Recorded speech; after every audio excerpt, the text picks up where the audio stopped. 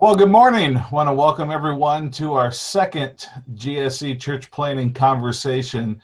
My name is Ryan Smith. I'm your illustrious host for this next hour of conversation. Joining me today are my friends Bill Ludwig and Tony Webb. They're going to be in the conversation, and then there's a few other friends with us this morning that have joined in live, and possibly some that are watching the broadcast and just opting not to join in. That's fine. We welcome everyone, and even for those of you who will be watching this in the future, we hope that this conversation today is a fruitful and productive one for you and for us this morning. We started last month having an online conversation about church planting, specifically using a process known as GSE, Gather, Shepherd, Elder. It's a church planting process that Tony Webb has developed, and there are some unique elements to it that you don't find in all church planting processes, and so we've been kind of picking through that. So if you didn't see our first conversation where we sort of looked at the overall picture, we'd encourage you to go back and find that. The information will be down in the link below, and you can go back and watch that conversation. Today, our conversation is going to focus on a very key element to the GSE process, and that is the gatherer. Really, I think it's fair to say church planting within the GSE process starts with this type of a person, a gatherer person. And so we want to look at what that individual is, how they operate, how you can identify them and release them in your context. You know, I think it's safe to say for us in the Brethren Church, and I'm sure for most any denomination, church planting is crucial. It's important, not only for our future, but for right now. This is the beginnings of developing new leaders and developing new ministry opportunities. And so for us and the Brethren, this is an important conversation and one that we think is necessary to have. So again, I'm glad that you all are with us this morning. And for those of you joining us live, feel free at any point to chime in. Bill and Tony and myself may do the majority of the talking, but we want to make sure we're talking about what you're curious about, what you care about. So please just chime in, whether it's through the chat or just jumping in, that is fine. Let's see. Where should we begin? Maybe the best place to begin is, what is a gatherer? Tony, you could probably give us a nice summary definition of what that gatherer person is, what they look like.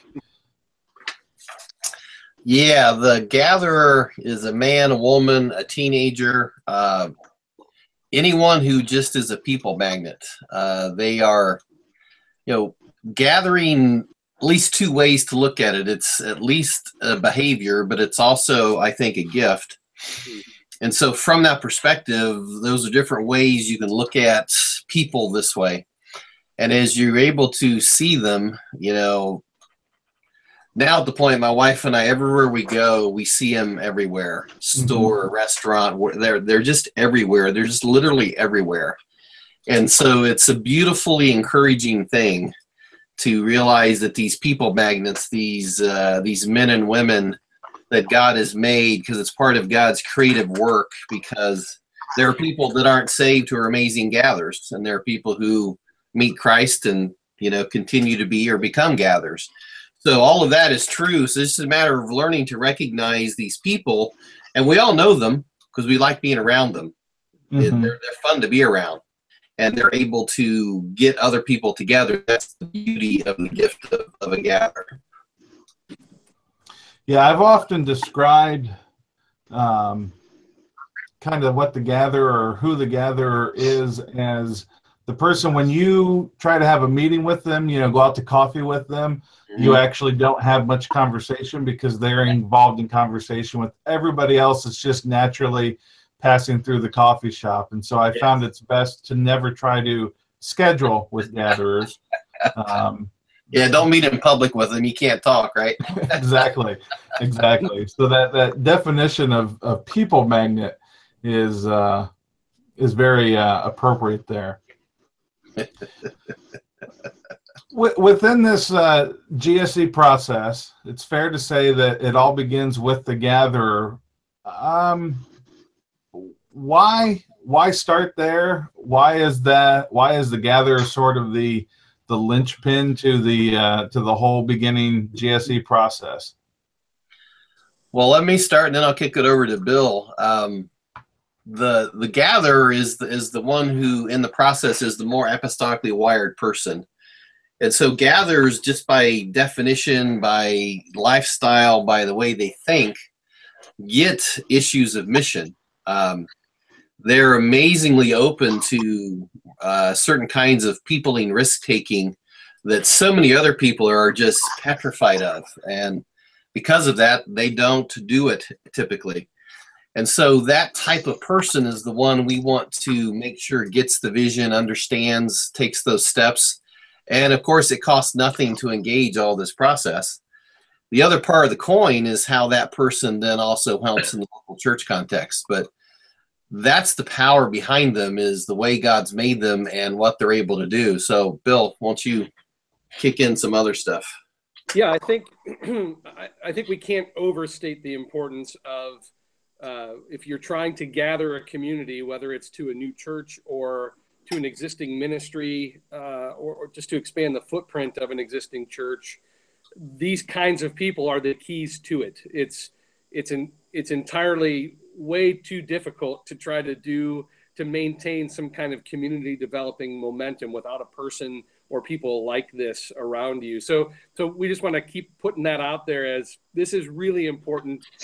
These people are critical to gathering community. I think another thing that is important from my perspective is most of the time these gatherers are already gathering.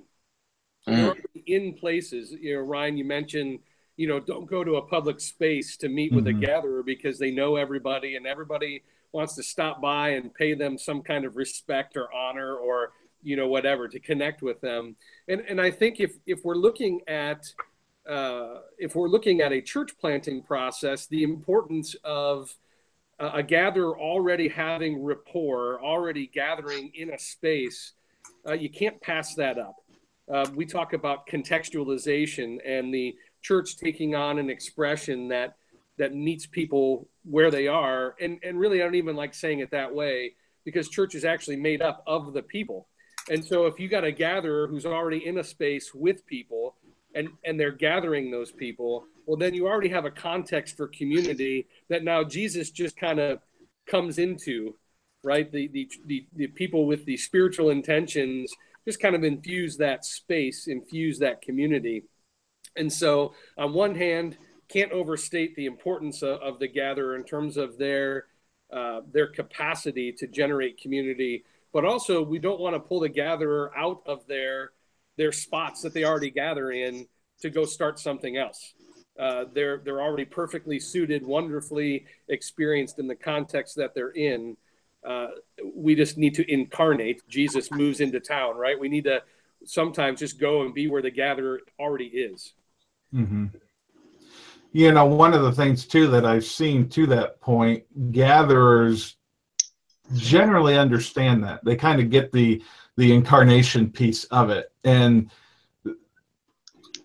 the gatherers that I've seen kind of balance that people and that presence of Jesus really well, to kind of go between the two. And in our chat, Gary asked the question, within churchy language, are gatherers the only folks who have the gift of hospitality? And he goes on to talk about if as they are engaging people that maybe aren't coming from a church background, does that engagement feel like maybe a setup, or they're using those people in some sort of a way? Tony, do you want to speak to that a little bit? Sure. Yeah, that's a great point. I use the issue of vision casting to help fight that being used, feeling used idea. Gatherers, I find, are extremely open to casting vision. So whether they're a follower of Jesus or maybe just in the seeking realm yet, not yet meeting Jesus, they're wide open to engaging things of Jesus. And so casting a vision, that's would be our job, as one of our jobs as leaders, is finding gatherers and casting that kind of vision. Because once they buy in, there's no feeling being used at all. I mean, it's quite the opposite. It's a, man, I had no idea I could do this for Jesus. You know, where's this been my whole life? I'm glad you're finally telling me some of this, because I'd love to do this. So it's such a powerful opportunity for us as leaders to engage our gatherers, help discover them and help empower them and move them on. And, you know, hospitality is one application. I find it much broader than that, but it's such a powerful opportunity for us. Tony, would you say gatherers are typically extroverted people? Can you be an introvert and be a gatherer? That almost seems like it wouldn't naturally connect together. What have you noticed?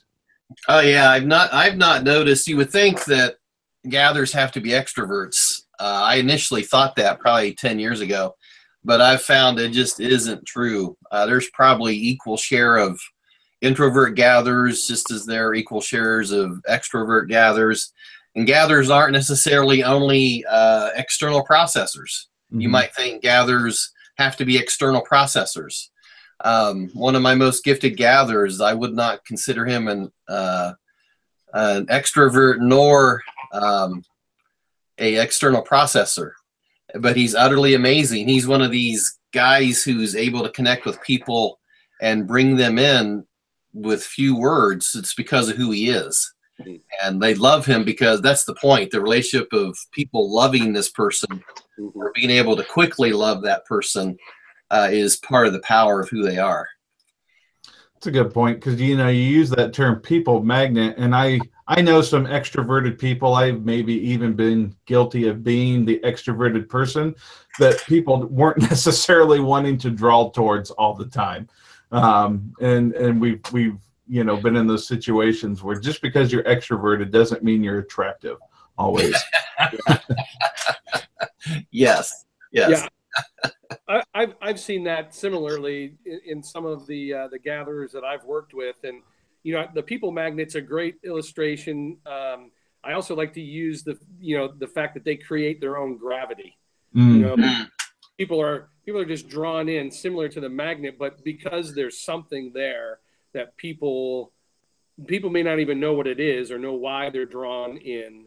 But there's a force that's created when a person like this walks into a room that it's irresistible. So again, whether it's words, whether it's great hair, that kind of thing, there's something that draws people in. Bill, that makes me think of just the practical question. So if I were looking for a gatherer, looking for this type of person to help begin a church start or something, what is it that I'm looking for? I mean, is it as simple as sitting in the coffee shop and looking for that person with the gravity and with all the things that we've talked about, or is there something more to it than just that? Well, I think there's a couple of pieces. I think it's definitely that. I think it's going into public spaces wherever you're going to find people. And just watching and listening, and maybe I'm jumping the shark here a little bit, getting ahead in our conversation. But honestly, if I feel drawn to somebody, I'm going, oh, I bet you they're a gatherer. I want to listen more. If I feel that gravity pulling me towards somebody, then I'm going to pay attention. And that can happen in any context, right? If you're in a local church context, an established church context, and your people like to kind of hang out afterwards, and in the lobby or still in the sanctuary or wherever you worship, and you can observe people communicating. You can see, you can tell if you're drawn to certain people or if others are drawn to people, and you just kind of watch that. It's like I said, it's like a gravitational pull. If you see the tide moving in a direction, it's likely there's a gatherer over there. right? Mm-hmm. And I think the other piece of it is, I think gatherers are one type of a person of peace, like we will encounter in Scripture, right? This person that that seems to favor you, that seems to want to support what you're doing. I don't think gatherers are the only kinds of people or persons of peace, but I think you're one type of that. And so, if you are in other contexts where you have the opportunity to, experience people wanting to promote what you're doing, it's likely that there could be a gatherer in that context as well. Wyatt in the chat asked a great question. He says, I wonder if we could hear a few stories about discovering the gatherer and how they move forward to see a GSE start. Tony, I'm sure you've got a few of those types of stories. Yeah. Let me tell this story first. So far, we've talked about gatherers and gathering from the perspective of we as leaders are leading a gatherer. And that's how we've taught and trained GSE for the last 10 or 15 years. 6 months ago, one of the guys in our network in Columbus, Ohio, blew the door off of a whole nother concept of gather discovery. It was so powerful. And it goes like this, where this guy, his name's Eric. Eric regularly goes to a coffee shop, and because he understands gatherers, he noticed a powerful gatherer also setting up shop in that coffee shop. He's not a believer, but he's a total gatherer. So Eric had the wisdom to let this man gather him into his group.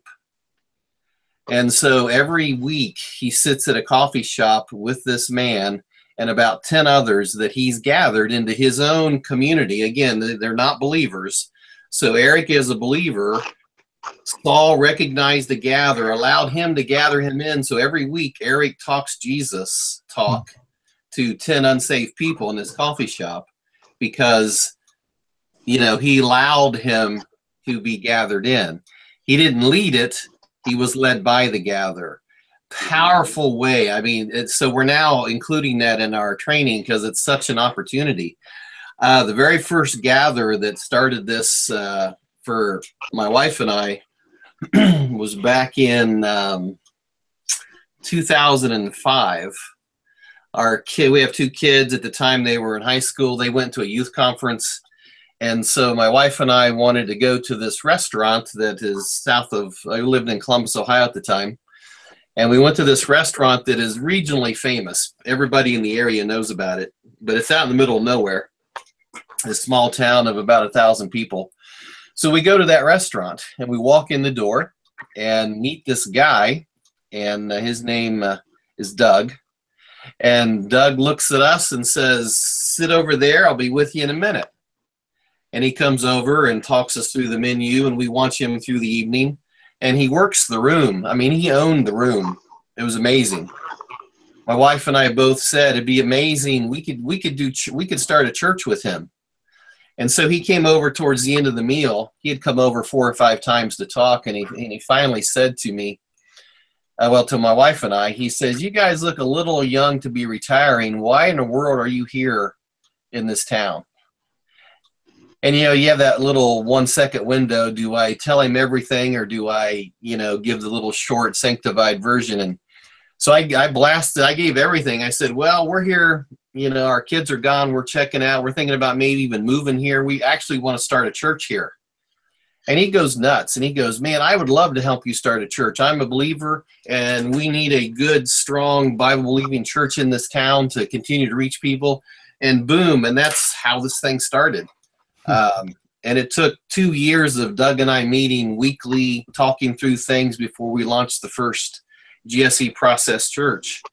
Other gatherers I've met, you meet them in public, in restaurants, coffee shops. And once you see them, because I tend to go back, and once you get to know them, it just begins being the point of, "I'd really like to start a church with you," because we can do that with people like you. There are people who, once I know a gatherer, gatherers know other gatherers. And so you begin to network their network, and you're able to, move on down the road. And very amazing ways. But one of the best ways to do this is just put yourself out there, asking Jesus to show you the gatherers around you, and he will. Bill, what have you seen? Well, just before we move on from that, your last point of how gatherers are connected to networks of other gatherers, and you can kind of move along their networks. Don't miss the biblical principle in that, the sort of model that we see in the early church of someone coming into the kingdom in the book of Acts, and their whole household then becomes part of the called out ones, right? That we talked about in our last conversation. And then those people are connected to people in a marketplace. We talk about the oikos. This is the oikos principle, the household kind of idea. So, is it a strategy that we can look at and call the strategy? Yeah, we can, but it's certainly evident and sort of visible in Scripture for us, which is pretty awesome to see how that works. One of my favorite gatherer stories, we got. I personally got a phone call from kind of a government housing manager. She managed an apartment complex, and she had heard about me from somebody who knew her. And that, anyway, regardless of how that all plays out, we got invited to go visit over at this apartment complex for the purpose of trying to help community become healthier there. It's kind of a closed community, and gossip and just kind of picking on each other and all that jazz, and she thought we might be able to help. Well, the first gathering we had there, I noticed a woman, definitely not an introvert, definitely not an external processor, but everyone in the room kind of came around her at some point and paid her some kind of respect, some kind of comment to her. And so I started just to befriend her.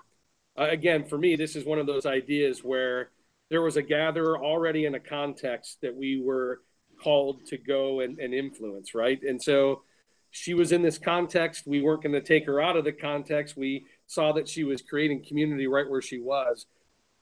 And then all we did was befriend her. Her name is June. And as like Tony said, you kind of meet with the person over a period of time, and eventually what you're working on with them ends up becoming a part of what they're doing in the community. And that's what happened with June. And so she began to gather people on her own. Hey, I want to talk to you about this thing that I'm thinking about. And she would just call her friends together in her apartment. And over the span of a few years, that kind of branched out to where there were people that were connected with June that she had gathered that were now gathering people in their own apartments for similar conversations in the same apartment building. And so we watched church happen. We watched a community form, and really the input from us, what was really into June. And then as she kind of gathered some other people, we kind of brought them along as well. And so this was just one single congregation, I guess we would call it, that formed out of a very specific and very unique community of people. But there was June, already a person with gravity that we started to connect with. And I haven't been back to visit for probably a year and a half now at this point, and the community is still going. They're still hosting these conversations. They minister to each other in the coolest ways, and actually have done some outreaches to people outside of their apartment complex, which is interesting considering the people group that they're a part of in this kind of low income. They've just become emboldened and confident in who they are. But June was that person. And I don't want to reveal too much more about June, but June has some very significant emotional disorders that she's diagnosed with. And one of the beauty things for me in this whole context is to have watched her go from a person who felt like she was, unloved, unworthy, kind of not able to connect with society because of her diagnoses, become somebody that just gathers people and loves on them in the name of Jesus. Is pretty powerful. She's my favorite gatherer so far. Nice. Amen. As I'm listening to the stories, a thought came to my mind, and maybe there's others listening that are maybe thinking this. I'll throw it out there. Maybe it's just me, but maybe there are others. I'm thinking of kind of your typical pastor leader sitting, there at their church and hearing this, and potentially being a little bit nervous or scared, because it sounds like, as exciting as these stories are, gatherers can be a little bit of a untamed animal out in the wild, so to speak. And I gotta imagine that brings a sense of anxiety to your typical leader pastor types, because it sounds like something could spring up out of nothing very quickly. And I speak from my own experience ministering in the church. The church don't always respond when things happen quickly.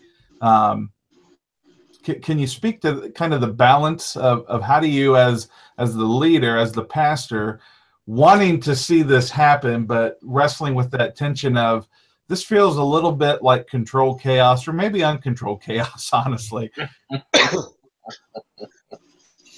Yeah, chaos is a great word. Gatherers do it very well. Most of us as shepherds hate it, because our job is to bring order out of chaos. But if there's not any chaos, there's no reason to bring order. So we need gatherers in a big way to continue expanding the kingdom. So yeah, that challenge is there. And Bill, why don't you say a word or two? I want to think before I say the next thing I was thinking about saying. Well, this is a tough one for me. I think I'll just piggyback on what Tony already said. I think also, having ministered in a local church setting for a long time, in fact, I was just talking with a pastor today who was talking about how bored he is with just managing the day in, day out, week in, week out. It's like the same record playing over and over again.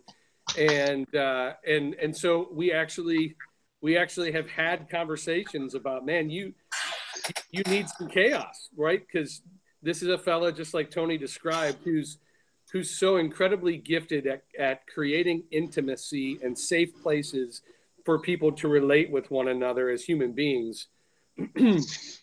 That once you have a group that's already relating together like that, you start to go, well, what, my superpower is just sitting on the shelf now.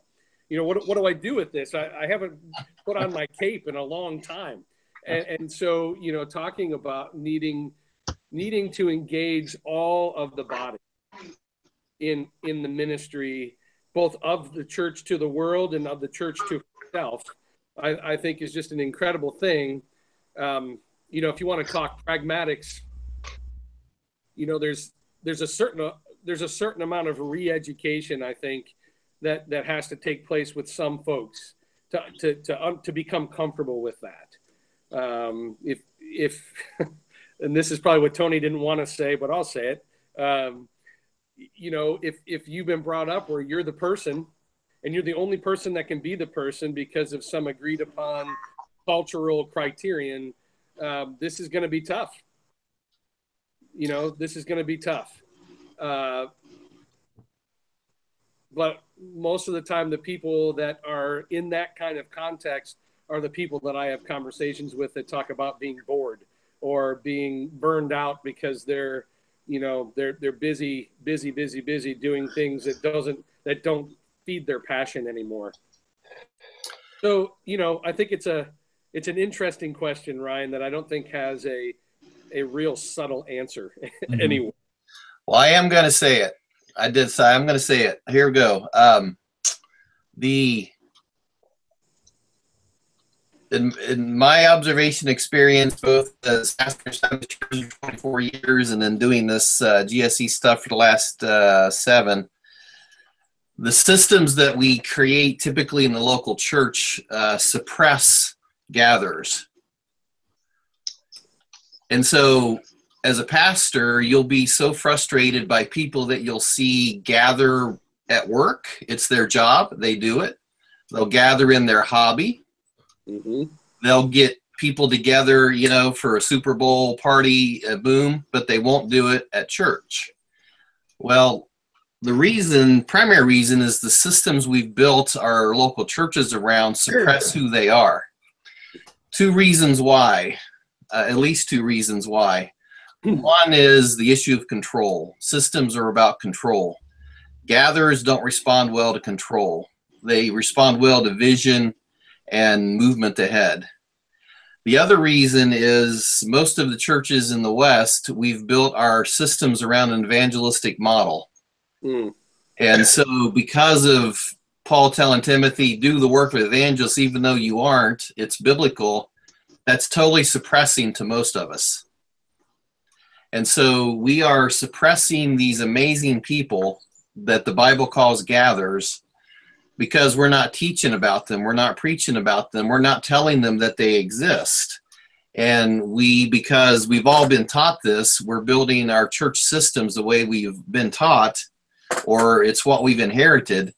And they, by their very essence, suppress this very gifted person as well as this amazing behavior.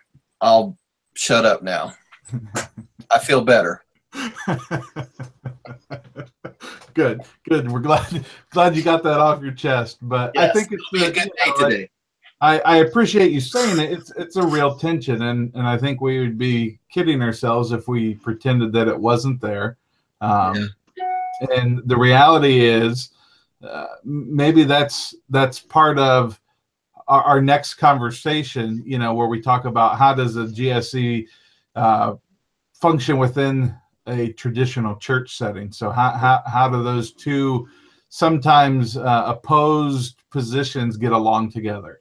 So that's a little bit of a preview of where we'll go next time, and we can get more into this conversation. But Tony, you mentioned the evangelical or the evangelist,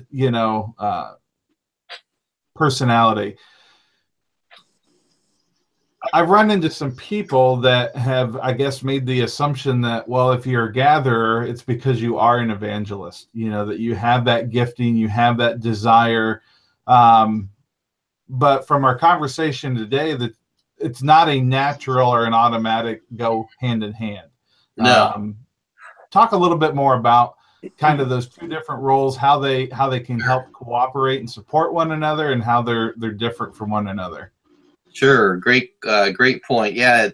The gift of evangelist is awesome and amazing. I don't have it. I know people who do. I love them. I will go anywhere with them. They are amazing people to walk the streets with. Oh my goodness. So that being said, part of the challenge is in 30 some years of vocational ministry, I know 6 evangelists. So if I could only use evangelists to start churches, I'd be in real trouble. And so praise God, there's this person called a gatherer. And I think God started church for 2,000 years with gatherers. And gatherers aren't necessarily tasked with sharing the entirety of the gospel. Their job, what they do, is they bring people into the spiritual community so that the evangelist can work, the teacher, the shepherd can work and do their work to lead people to Christ or to grow them in knowing Jesus. So gatherers bring them into the community. The community then does the rest of the work. An evangelist is more of a large package. I've not seen evangelists stick around long. That's another difference. Gatherers will stick around. Evangelists tend to move, and I think it's part of the gift, and I think it's cool. But gatherers will stick around. I mean, you may have somebody in your church that's a gatherer, and they've been there 25 years. They just have no idea that they can do this. So, yeah, these gatherers are such amazing people that we must grab these people and let them know they're not evangelists, and it's okay. Just do this. I'll quit now. That's good. I feel like this is maybe a good time just to pause a minute. We've talked a lot about several different elements of who the gatherer is, how do we identify, how do we release. I just want to pause a moment to ask any of our live audience just to give you a chance to chime in with a question, comments, or thoughts. I don't want to lose sight of that. So there may not be any at this point, but want to give you that opportunity.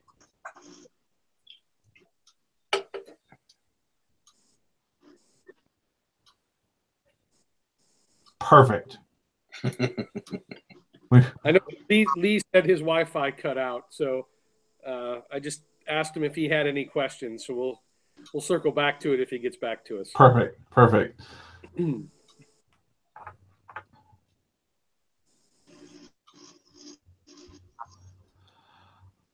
One of the things I want to mention, just because I'm thinking about it and I don't want to fail to mention it, Tony, you've put together a resource to help identify gatherers. You have an online assessment. It's a free assessment tool that helps to identify a gatherer. I tend to be of the opinion that, to a degree, I think just about everybody has the ability to gather to a point. You may not be the strongest personality in the room when it comes to gathering, but I tend to think that everybody's being watched by somebody else. Everybody's wanting to be drawn. You know, there are people that want to draw close to you for various reasons. And so to a degree, everybody can somewhat gather. And this assessment that you have helps to kind of refine that in people and kind of point that out. If you're following along in the participants guide, we've given you a link to that gathering assessment. But how do we find that? GSEcoach.org is the website that you can go and you can utilize that free assessment. But do you want to say anything more about that assessment tool, Tony? Because I think I know I've used it with some friends and it's been very eye-opening. Most of the people I've used it with were surprised by the results, not really ever viewing themselves as a gatherer, and here the tool is saying you've got some ability and you have some gifting toward this. Yeah, the gather assessment, GSEcoach.org is free, so it's the right price. And it's been used in two ways. One is it's meant just to be a conversation starter, like Ryan's talking about. It's a great way to be able to talk through with people who they might be, where they are. It's also been used by pastors with the local church to try and take their church family through it, to help build a conversation, to help build a shared experience, to help bring some of the gathering vocabulary into the local church family culture. And so I didn't see that one coming, but some of our people have done that.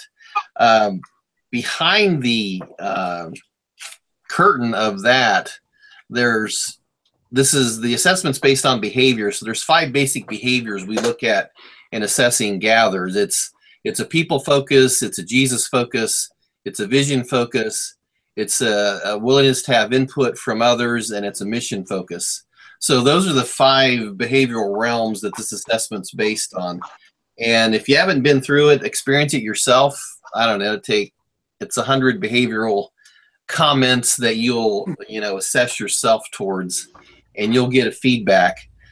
And just as a caveat, I've learned that for some people, you might want to add 10 points to their score, because it's like a 1 to 5. A 5, this is very much like me. 1, this is not like me at all. Some people say Jesus is a 5, so the best I can be is a 3 or a 4. Well, that's a common thought. Well, Jesus is a 7, so you can be a 5 if the behavior's like you. Tell your people that, because sometimes, I know people are gatherers who take it, don't assess as 1. They're about 10 points off. Just know that. It's just part of I'm learning how some people think about behavioral assessment. That's good. Here's a question that just came to my mind. I don't know where it fits in the flow of our conversation, but how do we care for gatherers? That's a great question. My job, what I focus on in my job of working to start churches around the country and out of the country is to focus on the gather. The person I spend time with as much as I'm able to is the gatherer. The shepherd involved with starting the new church, or the shepherd involved with helping move the ministry forward, I don't spend as much time with.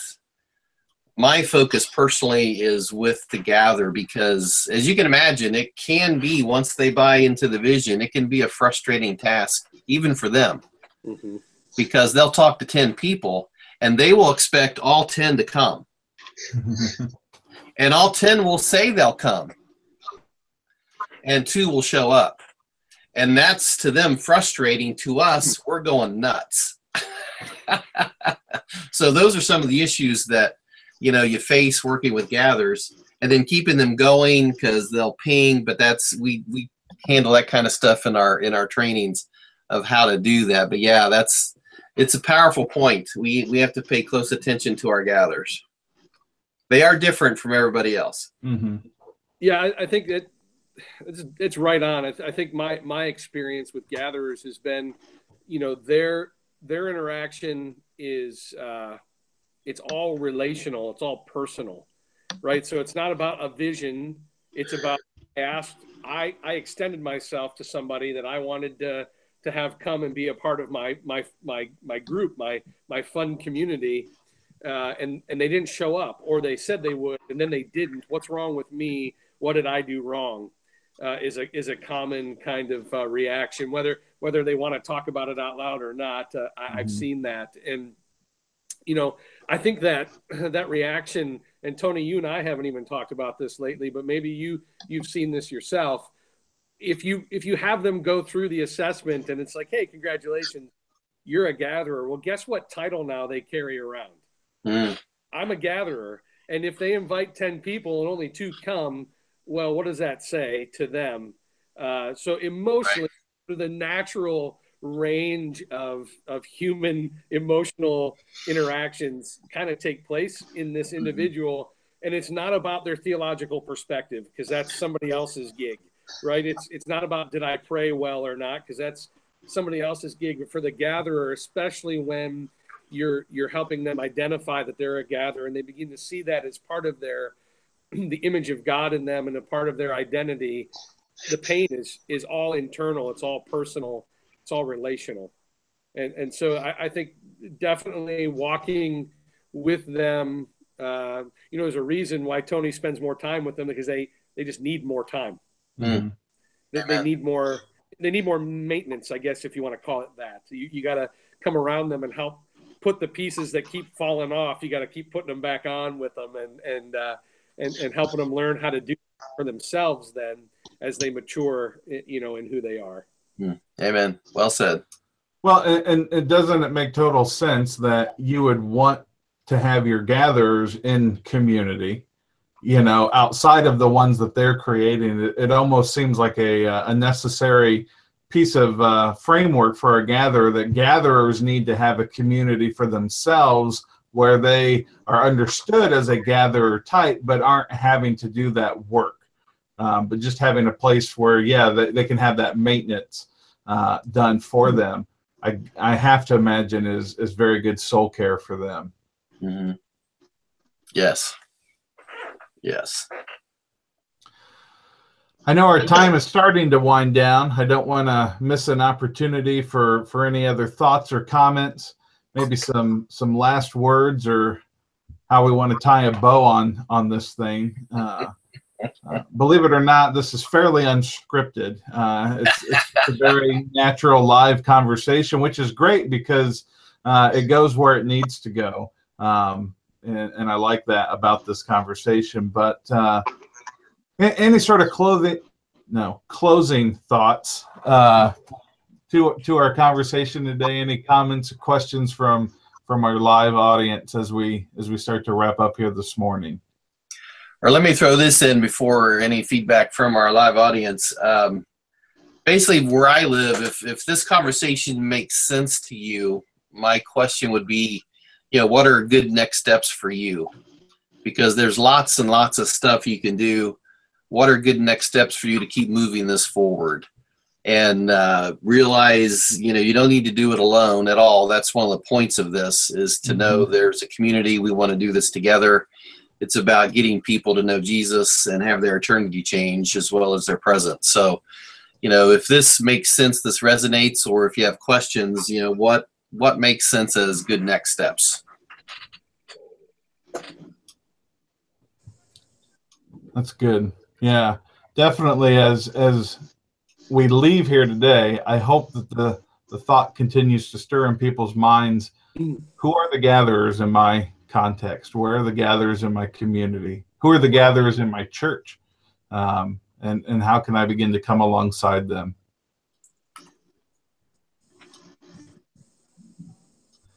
Gary puts in the chat, this is language that gives us more tools to help us equip, empower, and release people to be who Jesus created them to be. Absolutely. And isn't that the goal, right? Helping people dial into who specifically Jesus has called them to be, and then set them to that work.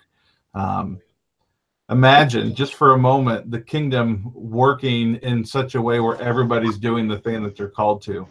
That's a beautiful picture. We're not there yet, but that when the day comes, that's going to be an amazing sight to see. Amen. Other thoughts? I have one question. Am I on? Yes. Okay. You were live. Sorry. My Wi-Fi's been in and out, but it's I don't know if you guys can answer it, but I'm just thinking through these things and wondering, in a rural context where me and Wyatt especially find ourselves in, there got to be unique challenges to identifying gatherers who can, not that they're aren't there, but when there's less of a pool of people, does it look different in a rural context than maybe a more urban context? I guess that's the basic question.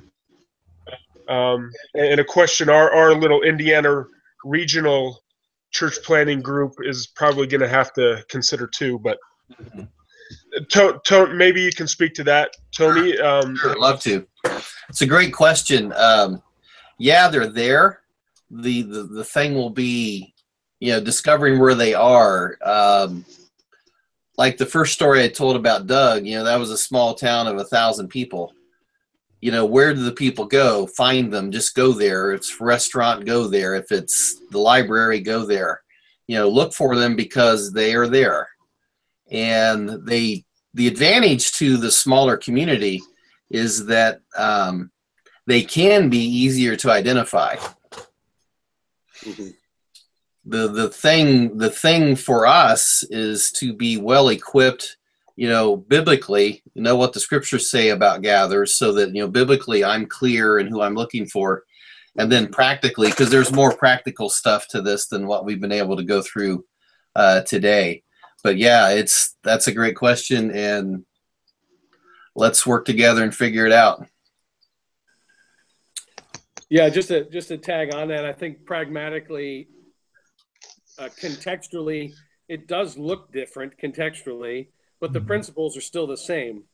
Where are there places where people are gathering, as Tony just referenced? There's a gatherer somewhere in that, right? And again, I think if Jesus's ministry is really about closing the distance between people and himself and Father, and between people and each other, that kind of ministry happens everywhere. It can happen anywhere. And so the principles of it are the same. I think in the rural context, you have to be even more intentional about going to where people already are, and just bringing the Jesus in you there. And so in some ways, we've referred to them as third places. In some ways, if you can identify what those third places are and just go there and become part of them, you're well on your way to a GSE process already. The gatherers have already done the work of gathering before they even met you. So in a lot of rural context, I'm in one too. The diner that opens at 4:30 in the morning, where all the farmers go to eat breakfast.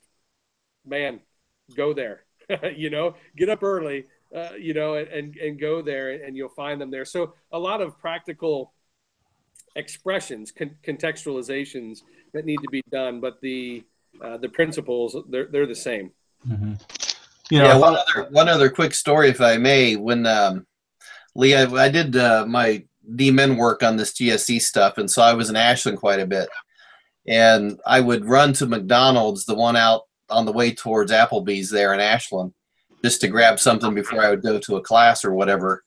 And there was always the same group of men in that McDonald's. There was a gather in the middle of that group. I didn't take time to find out, but they're there. We just have to go discover them, because those guys all get together. They were all the same, and they're there. And somebody brought them together. Someone keeps them together. Someone built the culture so they keep coming back. Yeah. He's in there. She's in there. And what I think an advantage that a rural context has over other contexts, you're probably going to find folks in rural settings who have deeper roots than maybe urban settings. It's just the nature of the community. I know the places where people gather in my town of 5,000 people. It's the coffee shop. It's the gas station, because they have cheaper coffee. And it's the corner cafe, because they also have coffee. But the people that gather there are all older than me. Those that are there day after day after day. They know the community. They have roots in the community. This is home, and it'll be home till their last breath. And I think that's a huge advantage that a rural context has over a place that's a little more urban, a little more transient, a little more in and out. That if you can latch on to, those people bring a richness of history and community buy-in, I guess, community involvement and that sort of a thing. And so, yeah, just to piggyback on what's already been shared, they're there. Once we find them, that's a rich well of resource that I don't know that people in maybe larger cities would always have available to them. Yeah, and Ryan, you're so right, because even sociologically in the smaller communities, more micropolitan communities, more likely to get families at a time, versus into the larger communities in the millions, the cities in the millions is more fragmented, so you get individuals at a time. Mm-hmm. So it's different types of gathering processes based on the population relationships. Yeah, the thing I love about gathering or doing this kind of thing in a rural context is, for me, in my experience, except for the rural context that I grew up in, I will always be an outsider, right? Mm-hmm. No matter how long I live in that place, if I move there. And so part of the thing that excites me about those contexts is it doesn't have to be my thing. In fact, it can't be my thing that I'm gathering for. You find out who these people are, you find out what they're passionate about, what their thing is, and then you just come alongside of them and help and assist and equip and connect and resource in any way that you can. And it's so much fun because you get to watch someone else run in their passion area and make a difference in the community that they're never going to leave. And you never have to try to break the code of becoming an insider, before you can start doing things. Amen. Yeah. Well, I hope today has been encouraging for those of you that have joined us live, those of you that have been watching, and those of you watching this video now.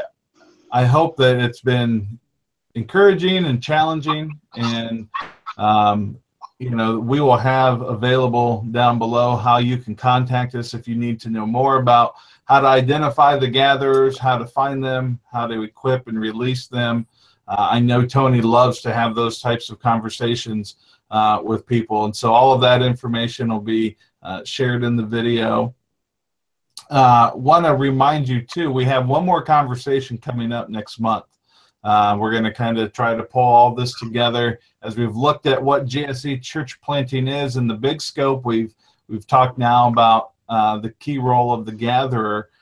Next time it's, so how do we all get along? If we are in a traditional church context, is there room for GSE in that space? And so that should be a very fun conversation that we're looking forward to. That's going to be Monday, October the 16th, 10 a.m. We'll meet back here and have that conversation. So I hope you can be with us. And thank you guys for being with us today. And we'll be chatting again soon. Have a great day, everyone. Thanks, Phil. Thanks.